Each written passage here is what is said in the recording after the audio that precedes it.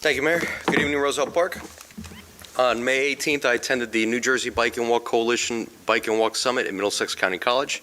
A lot of great information was presented and got some very doable, low cost, and some free takeaways to consider as we work together to improve safety, mobility, connectivity, and trails in Roselle Park and beyond.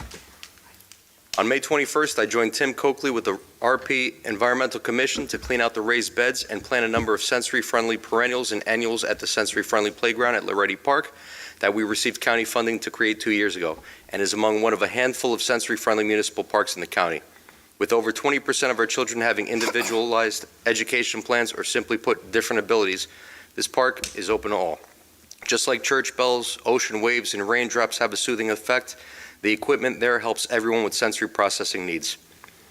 My family and I have been visiting to water the plants, so they take root just in time for Roselle Park Special Education Parent Advisory Group's end-of-year get-together at the park on Thursday, June 13th at 6 p.m. Big thanks to Tim Coakley for donating these plants. Regarding our roadways and sidewalks, work is underway on Larch and Pine with curbing and concrete work. Milling and paving is next, and yesterday the county started milling Locust, a county road, at night with minimal and temporary impact. On May 22nd, I represented the borough for the Rahway Valley Mayor's Alliance. Regarding the Roselle Park train station, NJ Transit confirmed the construction bid will be out first quarter of 2025 for the station renovations. I requested signage to be posted at the station with the design plan and mentioned that the project is coming soon so that our commuter residents are kept informed, to which they obliged. These updates are critical as NJ Transit mentioned peak ridership during the week is on Tuesdays and Wednesdays, and that's still 20% less from pre-pandemic levels as most employers are still in hybrid for the unforeseeable future. Wednesday is the highest ridership day through, though the weekend ridership is 20% higher than during the week. New Jersey Transit's representative mentioned the increasing issues with Amtrak over these last 4 or 5 months, electrical issues specifically. On May 23rd, I attended the Roselle Park Police Department and Roselle Park Fire Department chili cook-off at the high school, benefiting project graduation and the 8th grade graduating class. I served as one of the judges. Congrats to the Roselle Park Fire Department for taking home the trophy, and thank you to Officers Cambronero, Matthews, PBA 27, the PTA, PTOs, and all participants for this kickoff event. And as the 8th grade committee leader, Elizabeth Lonecker-Smith would say, every dollar raised is a dollar more than our students had before. Thanks to all who came out to support. I wanted to say thanks to Cranford Dairy Queen for their continued support and partnership as they sponsored 50 free small ice cream coupons for the library summer reading program and the upcoming CPAG end-of-year get-together for these past 3 years. A portion of CPAG's vouchers will be shared with the middle school and high school volunteers who have become peer models to our children at events. On May 27th, I attended the Memorial Day service at the Cassano Center.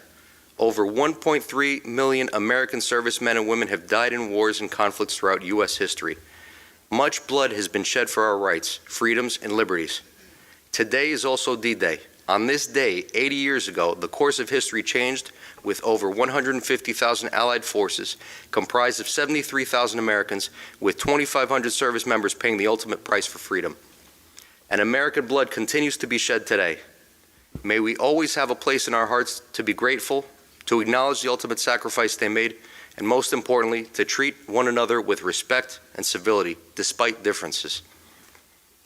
On May 30th, I attended the first Spotlight series of the Kane University County 22 Consortium, comprised of the 21 municipalities and the County Union. It focused on government hiring and retention, the Kane Network, and benefits of partnership. Job fairs, recruitment, adult degree completion programs were discussed, as were VOTEC jobs. Mechanics, engineers, plumbers, electricians, the trades are in demand. An average student at Kane, they mentioned, is 47 years old, so not too late to continue learning. Chamber member businesses and borough employees, as the borough is a chamber member, are automatically part of the Kane Network and eligible to receive a 20% discount on online courses, 10% off in person, and an application fee waiver. On the 4th, as the chamber liaison, I shared flyers for the Gateway YMCA at 5 Points, chamber partners, benefiting Roselle Park residents and families with a no joiners fee for 2 weeks and summer swim lesson specials. There's more info on my Facebook page. Also on the 4th, I participated in NJDOT's enhanced study of Route 28. It was their kickoff meeting regarding numerous long-standing issues with traffic flow and mobility.